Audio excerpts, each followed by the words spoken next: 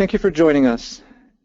Today's webinar will cover how you can bring your own Windows licenses to Amazon Web Services with EC2 Dedicated Hosts. My name is Dennis Tortop. I'm a principal with the Business Development Group within Amazon Web Services. I've been with AWS for about a year, looking after the Microsoft platform running on AWS. Prior to AWS, I was with Microsoft for about 12 years, most recently as a director for their hosting and cloud services division in the United States. In this webinar today, we're going to cover three main topics. The first one is bringing your own licenses to the AWS cloud, including Windows 7 and Windows Server 2012. Then we're going to go into licensing and cover leveraging your own SPLA, enterprise agreements, hosted ISV, or other Microsoft license agreements to enjoy Amazon EC2 Linux rates on Windows instances. And then we're going to double-click on Dedicated Hosts, a new service feature that was launched earlier last month to help you meet stringent compliance and regulatory requirements using instant placement at the physical host level. While there are technical components on today's presentation, I will primarily be focused on the business side of things, how you can save money using AWS, and how you can bring your own licenses to the AWS cloud to take advantage of a more flexible offer that is also cost-effective. Before we get into our topics, I'd like to say a few words about Amazon Web Services and why you should consider it. AWS is a leader in the cloud industry, and with 9.5 years of experience, we've been around the block a few times, learning from our experience, and experiencing many different customer types and usage scenarios. We had over 500 service improvements this past year in 2014, and this year to date, we had over 600 of them. So we continue to innovate and add new feature and functionality to existing services, as well as launch net new services. We have 28 availability zones. We call them AZs. Each AZ is a full-fledged data center, and those 28 availability zones span 11 geographic regions.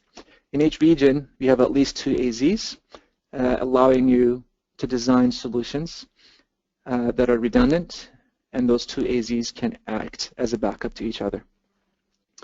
We're capable of delivering 48,000 I/O operations per instance with consistency, meaning we are high performance and can support even the toughest, most demanding workloads.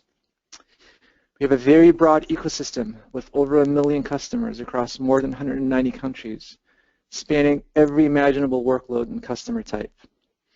We've got thousands of consulting and technology partners enrolled in the AWS Partner Network, and we have very heavy customer focus. With our AWS Trusted Advisor notifications, we saved customers over $350 million,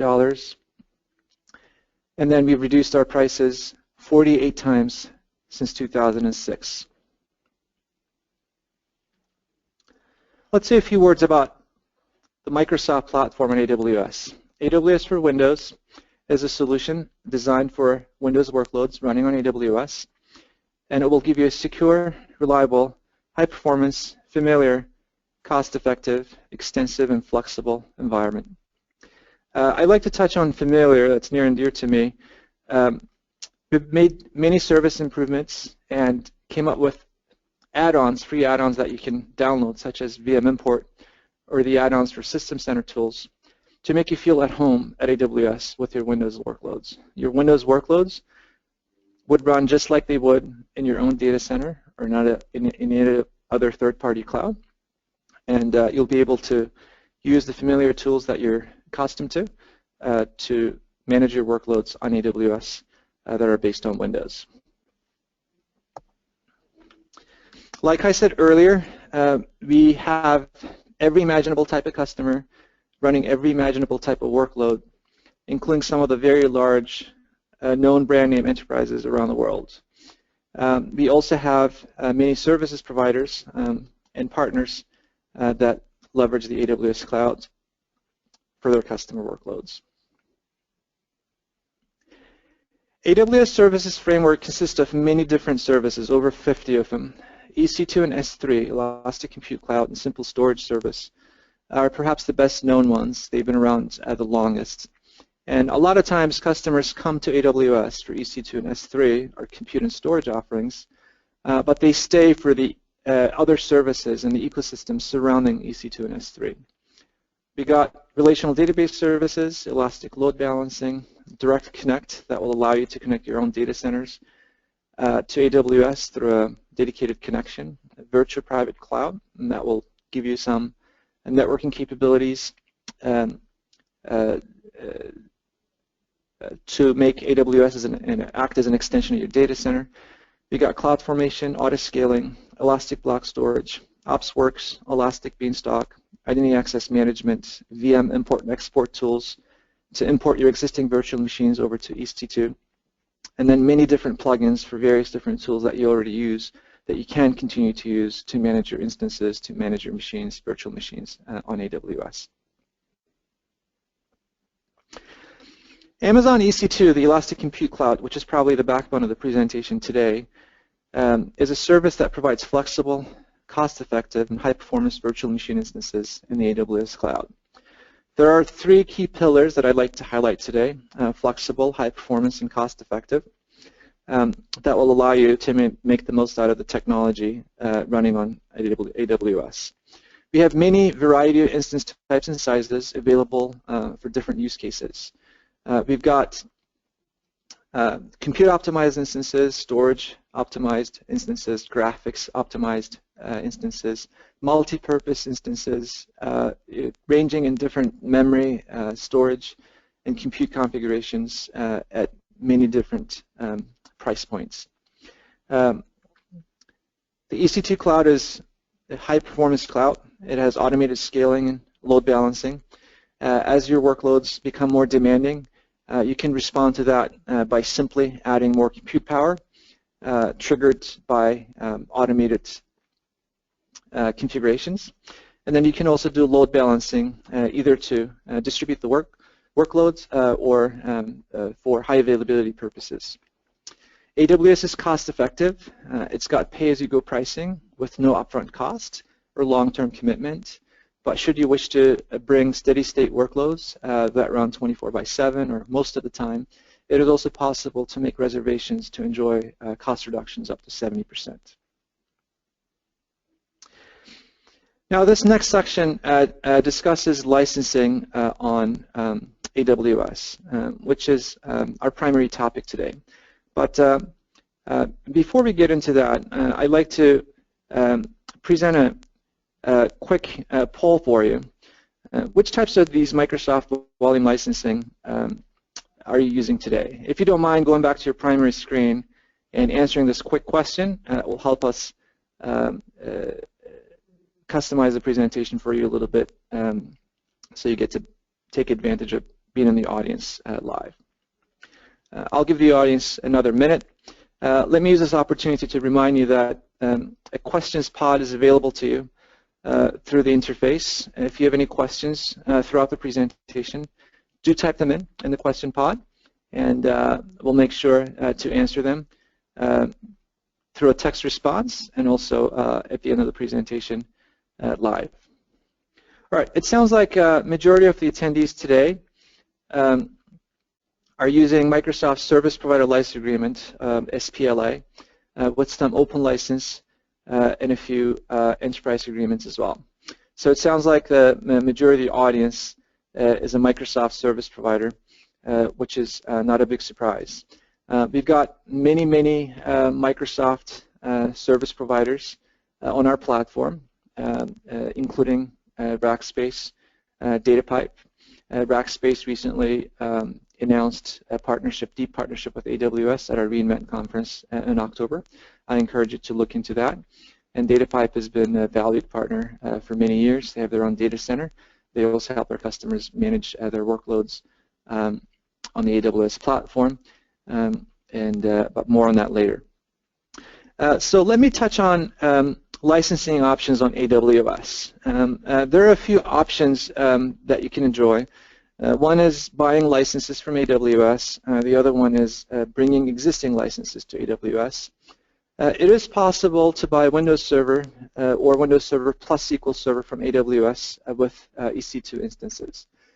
Should you choose to go that path, AWS will manage licensing compliance for you and will support many current and legacy versions going back to Windows Server 2003 and SQL Server 2005. Windows Server client access licenses are not required. We have our own SPLA with Microsoft, and we take advantage of the processor licensing of Windows Server and SQL Server with unlimited users. Now, the way Microsoft licensing works is you can bring user licenses on top of our SPLA. In other words, if you're using a workload such as Exchange or SharePoint, Microsoft allows you to bring your access licenses over to AWS through various different mechanisms, but it does not let you bring your CPU licenses over to AWS on top of ours. There are other options for that. The next slide discusses bringing existing licenses to AWS. Microsoft has a program that we like very much called License Mobility through Software Assurance. Using license mobility, it is possible to bring own licenses to AWS. There are some exclusions. License mobility does not include Windows Server, Windows Client, MSDN, or Office licenses, but many others are included, including remote desktop services, SharePoint and Exchange.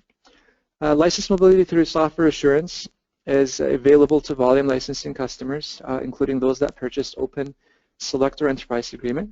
However, unfortunately, SPLA does not present the option for license mobility. For those of you that have a SPLA, which SPLA, Service Provider License Agreement, which I understand is the majority of the audience today, it is possible to use dedicated AWS infrastructure. Using dedicated hosts or dedicated instances, you can use existing Microsoft licenses on AWS and have a number of benefits. You can still take advantage of the efficiencies on the cloud while still purchasing your licenses the way you want them, perpetual or non-perpetual. You can extend the lifecycle of your software without additional hardware costs and expedite your migration to the cloud by using existing virtual machine images. You can enjoy our VM import tool to import your existing virtual machines over to AWS, including your license keys. Continue to license them the way you've been licensing them, including SPLA. And if you wish to exit the AWS cloud for any reason, you could use the VM export tool to export them back. VM export today supports both Hyper-V and VMware ESX. We've got many happy customers that currently have their own SPLA running on AWS. And like I said, it is possible to import with dedicated instances both Windows Server and Windows Client, as well as some of the other Microsoft software not eligible for license mobility. This next section discusses Microsoft licensing programs in the cloud, and we'll give you a brief overview of what's available and how you think about those Microsoft licensing programs as it relates to moving your licenses to the cloud. You told us that many of you have SPLAs. SPLAs allow service providers to resell Microsoft software. A SPLA partner only pays for as much software as they provide customers and can always access the latest versions of Microsoft software. They must report usage at the core and socket level, and we do have programs, especially dedicated hosts, that allow you to do that. AWS is a SPLA partner, and we understand that compliance can get complex. Let me remind you that SPLA does not qualify for license mobility, but SPLA can be used on dedicated infrastructure on AWS, so you can simply bring your own licenses to AWS using the VM import, VM export tool.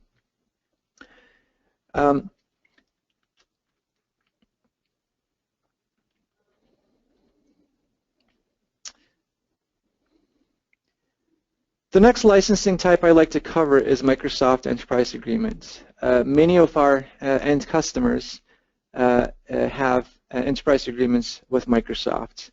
We also recognize that Microsoft has hosted ISV rights for those customers that would like to own their, host their own intellectual property out on the cloud, and we support both times. You or many of your customers can bring your EAs to the AWS cloud. EAs are designed for organizations with more than 250 users, and it's an agreement that spans at least 3 years. It does include software assurance, and therefore users of EA can enjoy license mobility, and they can add users or devices as they go, but in that case they must true up with Microsoft annually. We do have many customers, including many of the enterprises I referenced early in the presentation, that brought their own EA to the AWS clouds.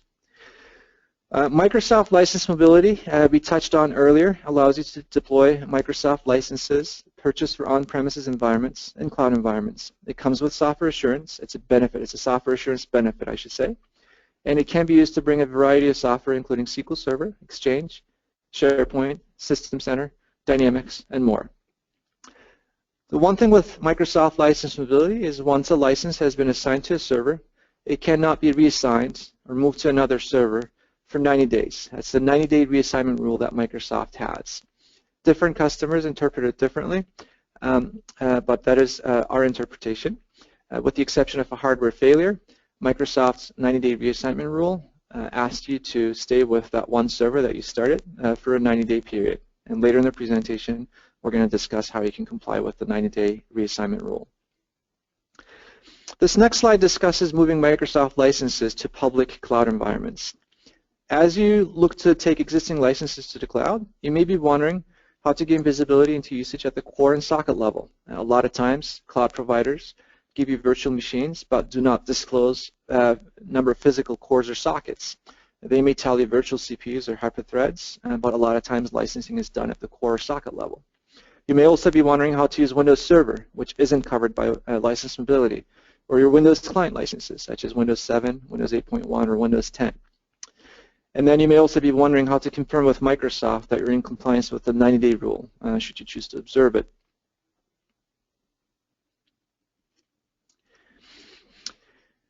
Amazon EC2 Dedicated Infrastructure will give you answers to a lot of those questions.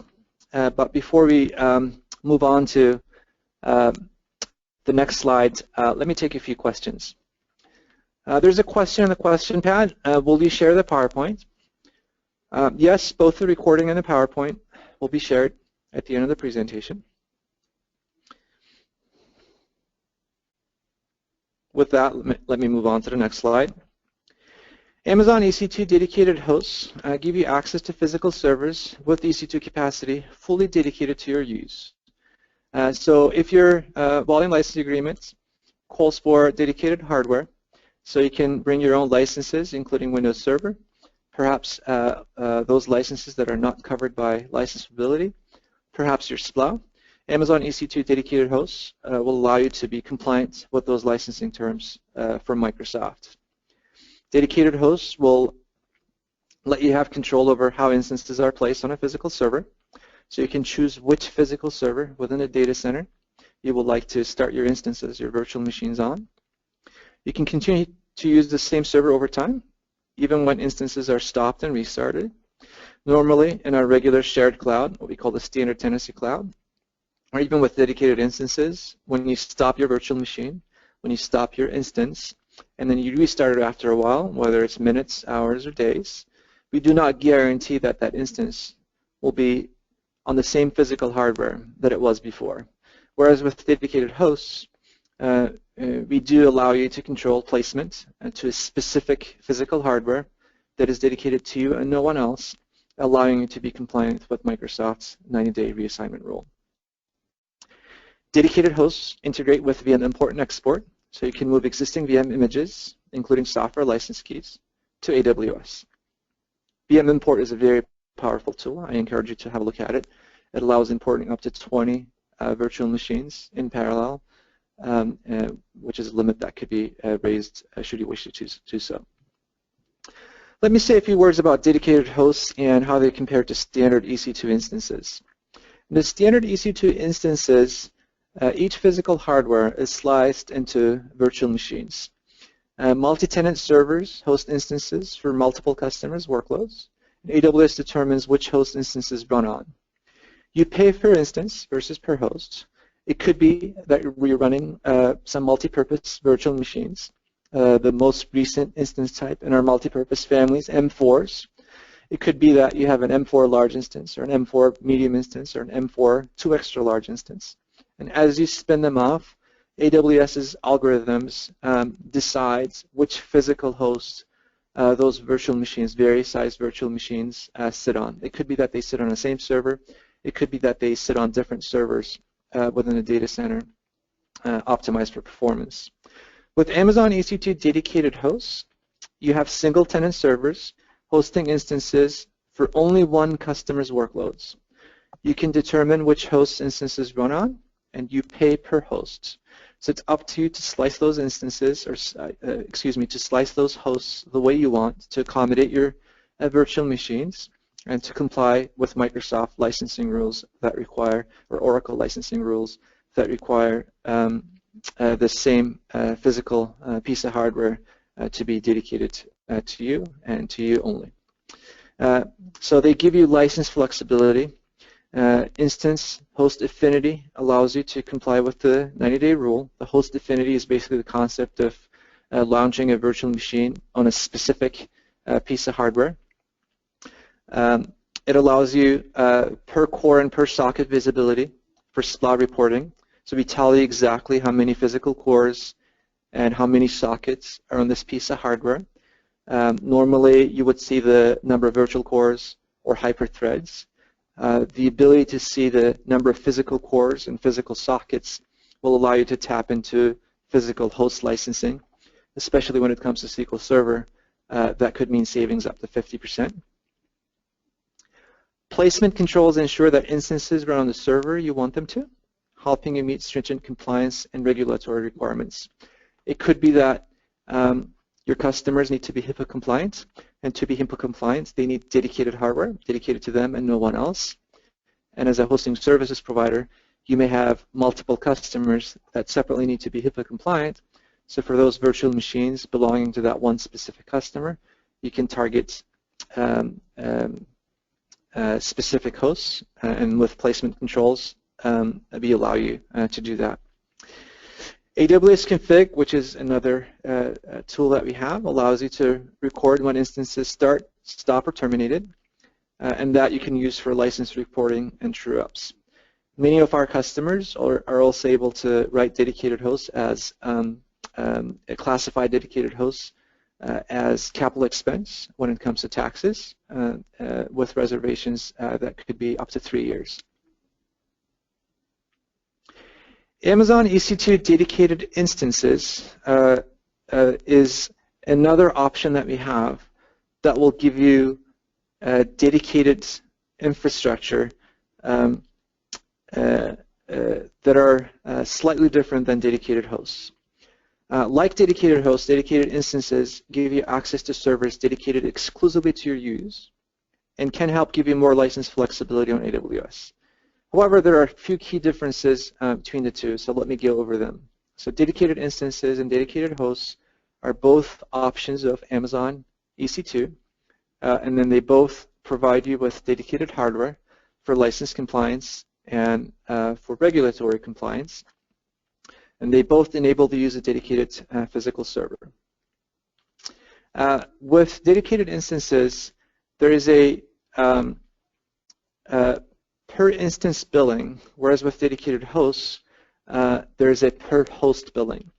In other words, for dedicated hosts, you would have to reserve the entire host. For the M family, for the multipurpose family, that would be the equivalent of an 8 extra large instance. With dedicated instances, you can simply provision a smaller instance, such as a medium or a large, without having to reserve the entire server and pay for just that. However, with dedicated instances, we have a $2 per region per hour fee that is capped at just under $1,500 per month. That is unlimited servers, unlimited AZs, availability zones, within a region. So if you're only running one instance on a dedicated environment, that $2 per region fee per hour can add up quickly. But if you have many, that can quickly become a rounding error because, like I said, the $2 per hour is not per instance. It's per region, unlimited instances, unlimited AZs. With dedicated hosts, we do give you visibility of sockets, cores, and a host ID. With dedicated hosts, affinity between a host and an instance is possible. As you spin off a new instance, a new virtual machine, you can target a specific host. Those three features are not available in dedicated instances. Both dedicated instances and dedicated hosts have automatic instance placements. With dedicated hosts, even though you can target a specific host, you don't have to. And with dedicated hosts, you can simply add capacity using an allocation request, which is not available for dedicated instances. This next slide discusses dedicated infrastructure payment options. As with many other services that we have on AWS, we have on-demand and reserved instance pricing. For on-demand pricing, you enjoy per hour per host or instance billing. It's hourly. You don't have to pay anything up front. If you want to use it just for 1 hour, you can. That's the lowest billing period that we have, 1 hour. Anything less than that will be rounded up to the next hour. Allocation initiates billing, so whether you have any workloads running on it or not for dedicated hosts, so long as you provision it, that's the start of the billing period. So it is important to deprovision it if you are not using it. You can scale it up and down on an as-needed basis, and you can access hosts or instances worldwide in seconds. We do have 28 AZs in 11 different regions, and dedicated hosts may be a great way for you to expand to a region that you do not yet have presence in to be closer to your customers. Reservations are a way for you to tell us that you intend to use this host or this specific instance for an extended period. Reservations can help you save up to 70% compared to on-demand. You got 1 year and 3-year terms.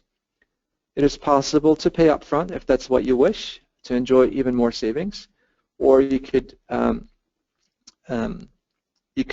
make a partial upfront payment and enjoy a low hourly rate if you choose to make reservations. Reservations are assigned to a specific dedicated host or dedicated instance type, so you would have to pick which type instance you want before you make reservations. This next slide discusses the current dedicated hosts on-demand pricing. There's also on our website. We do have several different instance types available with dedicated hosts. Our M-type instances, multipurpose. Our C-type instances, compute-heavy. Our G-type instances, graphics-heavy. Our R-type instances, memory-heavy. Our I-type instances, storage-heavy. Hourly pricing is displayed on the slide.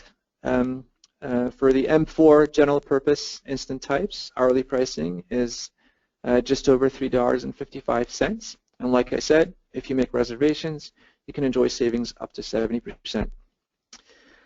We did partner with CSG Services for today's webinar, and to learn more about pricing for dedicated host reservations, you may contact Aaron Hunter at ehunter@csgservices.com. Here are some prices for dedicated reserved instances. So if you wanted to go the route of dedicated instances and make reservations for that, dedicated hosts and dedicated instance, not to be confused, here are some pricing options for you.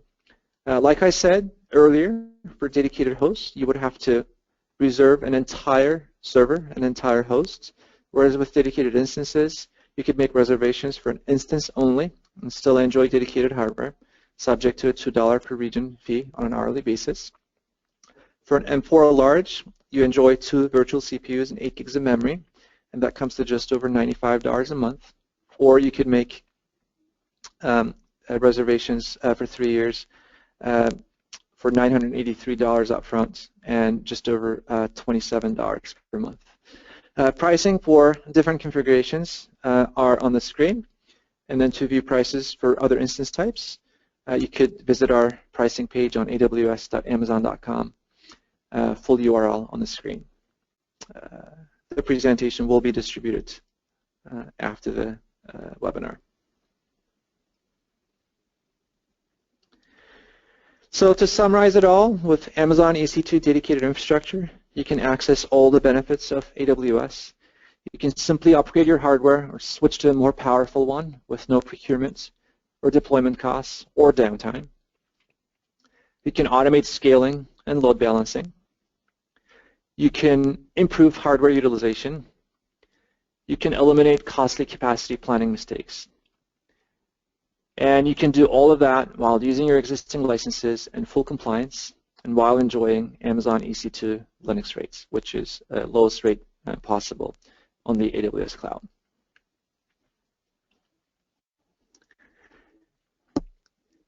This final section of the slide presentation discusses how to get started and outlines possible next steps. But before we move on to that, let's take a question that came up in the question pod. As a reminder, you can type in your questions into the questions area within the webinar environment, and we'll type those questions as they come in. So here's this next question. Is dedicated instance a virtual instance or dedicated physical instance? A dedicated instance is a virtual instance. Any and every workload that you run on AWS runs in a virtual machine. So even though the physical hardware is dedicated to you, in other words, we guarantee that no other customers' workloads will be running if you choose dedicated infrastructure, be it dedicated instances or dedicated hosts. Those are still virtualized. All right, next question. Can we use our own KMS? KMS, I take it, stands for Key Management Service. Yes, it is possible to use your own KMS. In fact, if you bring your own licenses, that's what we ask you to do. If you buy your licenses from AWS, those will be provisioned using our KMS. Next question. How many standard and dedicated instances can be accommodated on one dedicated host? The short answer is it depends. One dedicated host can be sliced up to 16 ways to accommodate 16 large instances. It could be sliced 8 different ways to accommodate 8 extra large instances. It could be sliced 4 ways to accommodate 2 extra large, 2 extra large instances, so on and so forth. So it's simple math, and different hosts have different capacity, and larger hosts can accommodate more instance types. And if you choose your instance types to be smaller, you could obviously accommodate more instances, more virtual machines in a dedicated host. So I encourage you to check out the different instance types that we have and see what type meets your needs. Of course, mixing and matching is definitely possible. All right, next question. Can EBS stands for Elastic Block Storage, can EBS throughput on pricing page be thought of IOPS? It'd be awesome if you could clarify further, so let me try to answer as I understand it. EBS, Elastic Block Storage, is a type of storage that we have that can be attached to EC2 instances. If your EC2 instance fails, or if you'd like to attach it to a different EC2 instance for whatever reason, you can. It gives you that flexibility. And as you pick Elastic Block Storage instances, you can provision IOPS. In other words, how fast you would like your EBS storage to be. Our default is 10,000. If you'd like more than that, and 10,000 is a best effort versus a minimum. If you'd like a minimum, in other words, an SLA type of arrangement where you require 15,000 at least, or 20,000 or 30,000, that is possible at additional price points. To find out what those price points are, I encourage you to AWS simple monthly pricing calculator. All right, there'll be another pause for questions in a few moments. Let me continue with the slide deck outlining getting started and next steps. I'd like to say a few words about Amazon Web Services Partner Network.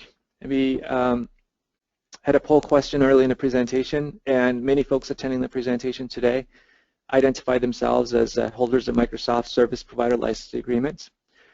We do have a pretty rich Amazon Web Services Partner Network. We call it APN.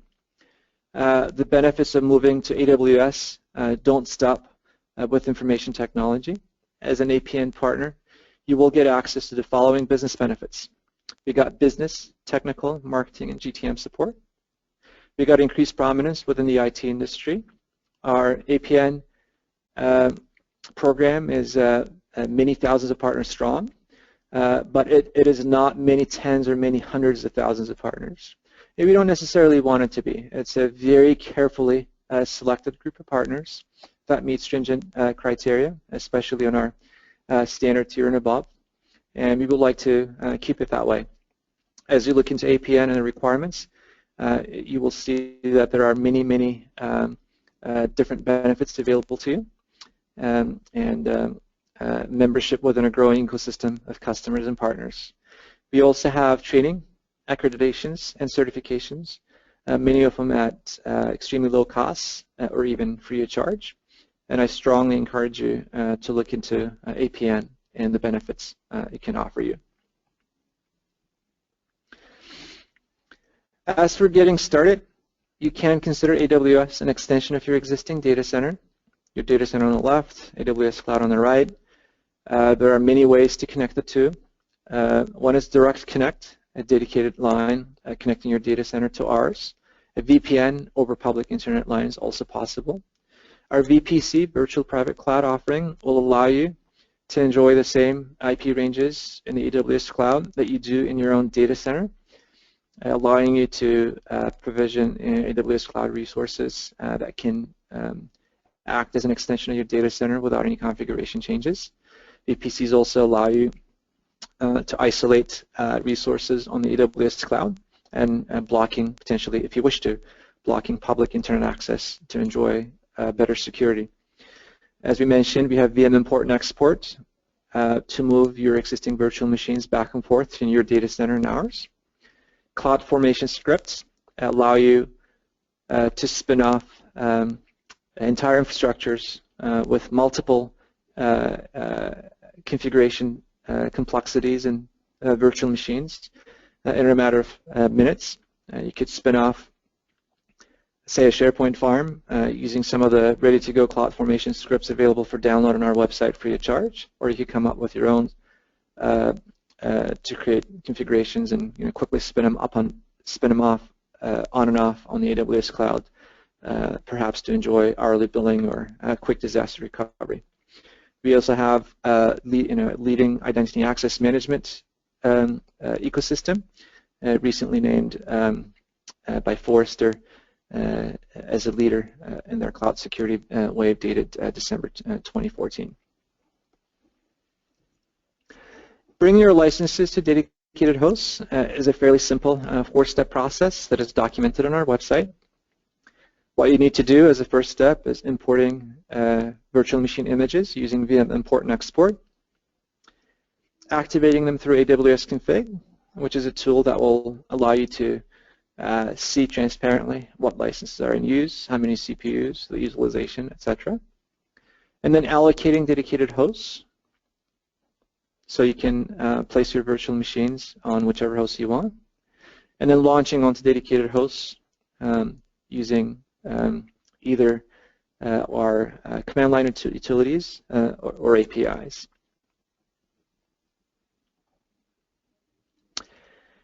I'm going to outline the next steps, and I'm going to take some additional questions. I would appreciate if you could stick with us for the survey after this webinar as well. It's simply 3 questions. We have partnered with CSG Services to deliver this webinar today.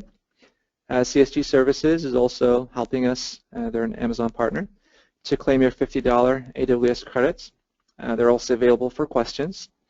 Erin Hunter is our primary contact, ehunter@csgservices.com. Her email address is displayed on the screen now. If you'd like to get in touch with the Microsoft platform team at AWS, you can email us at microsoft@amazon.com. And we strongly encourage you to try AWS for free with the AWS free tier that allows you to enjoy AWS virtual machines for up to 1 year. There are also some links to our website at aws.amazon.com. You can click on the first one to learn more about Amazon EC2 Dedicated Hosts. The next one to learn more about AWS and Microsoft licensing. Next one for AWS licensing related frequently asked questions. AWS partners with Microsoft. We're a gold certified partner.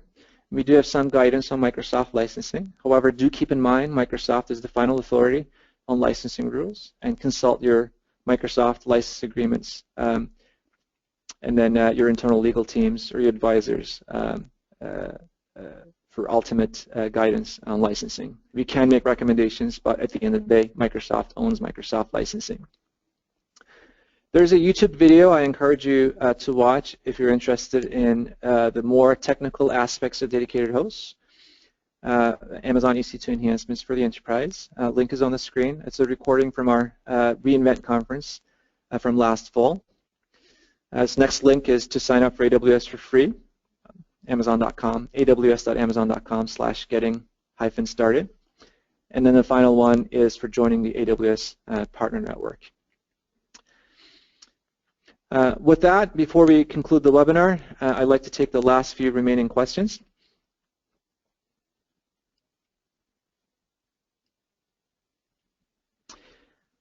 I've been told we have time for 3.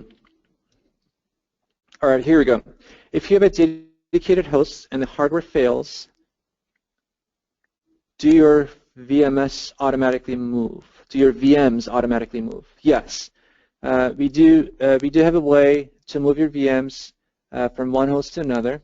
However, you would have to use the tools available to you to tell AWS how you'd like to move them. It is possible to have standby VMs.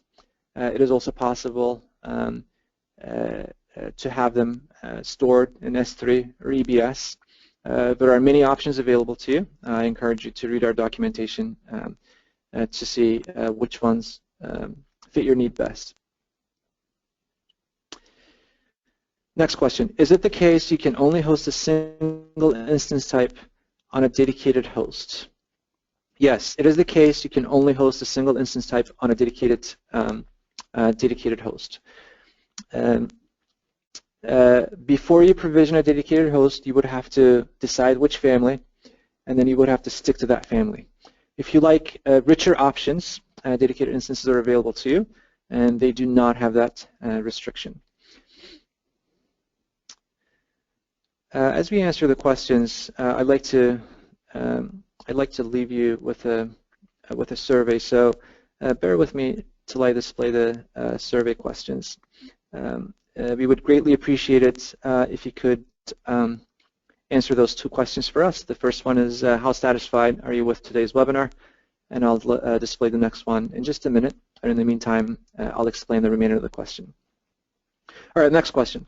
What strategies do you recommend for hosting variable workloads where compute requirements vary, but you still want to take advantage of the licensing benefits of EC2 dedicated hosts?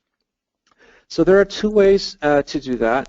A lot of times we see customers having kind of some steady state core workloads. It could be 30% of their fleet. It could be 50, 70% of their fleet.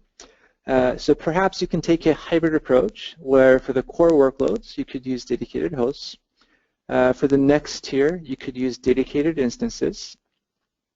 And then perhaps for load balancing or peaks and valleys, you could use utility billing.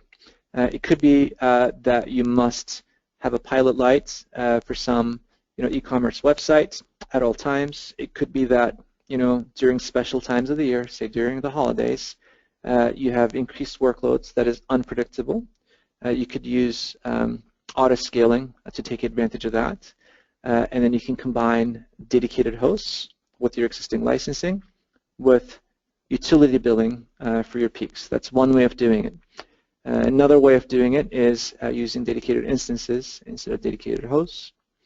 If you'd like to discuss further, I'd encourage you to contact Aaron and perhaps set up time, put some time on the calendar with one of our solutions architects. All right, next one. How do dedicated hosts support auto scaling? And in the meantime, I'll switch to the next question. Dedicated hosts support auto scaling the same way regular EC2 instances support auto scaling. You just target either for dedicated instances, VPC with dedicated instance tenancy, or with for dedicated hosts, simply a host for your auto scaling needs. And then as new virtual machines spin off, they would be on the dedicated host that you have provisioned early on. Keep in mind with dedicated hosts, once you provision the dedicated host, regardless of whether you use it or not, you pay AWS. Dedicated hosts are really primarily intended for steady-state workloads that run 24/7. So while it is possible to target dedicated hosts for auto-scaling, purely for financial reasons, you may consider regular EC2 instances for your auto-scaling needs. All right, last and final question. Launch and terminate while maintaining placement of EC2 instances on preferred dedicated hosts. Yes, that is definitely possible. You can target your preferred dedicated hosts for your launch instances. It could be that you have one dedicated host in the M family, you have another one in the R or the I family, and our command line interface in the API allows you to target those. Well, we're getting close to the end of our time, and I believe we covered all the questions in the question pod. With that, I thank you for your time today, and really appreciate you attending this webinar. Like I said, if you have questions, we encourage you to contact us through ehunter@csgservices.com or through Microsoft@amazon.com. With that, this concludes our webinar today. Have a great rest of your day.